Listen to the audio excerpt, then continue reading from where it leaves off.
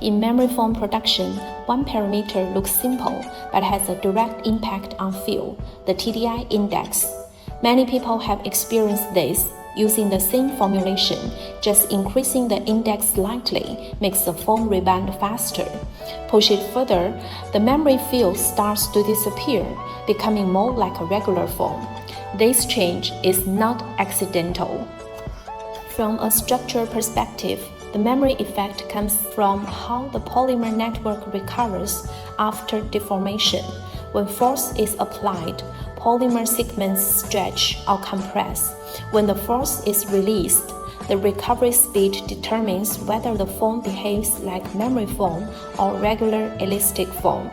The TDI index directly affects how tight that network becomes. At lower index levels, cross-link density is lower. The network is more flexible, and the recovery is slower. As the index increases, more isocyanate groups participate in the reaction. Cross-link density rises, the network becomes tighter, and the recovery becomes faster. That's why a higher index usually means faster rebound. As the index keeps increasing and network concentrates become stronger, the delayed recovery characteristic of memory foam gradually weakens. In many memory foam systems, index is typically kept in the lower or near 100 range and fine-tuned based on fill, structure, and process stability. Of course, the index cannot be adjusted alone. Polystructure, functionality, catalyst system, and blowing method all influence the final network. If those factors change, the index must be adjusted accordingly to maintain the designed fill. In memory foam formulations, the TDI index is like a fill adjustment knob.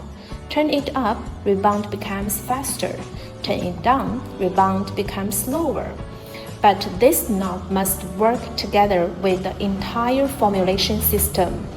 Adjusting it blindly can easily push the structure off track.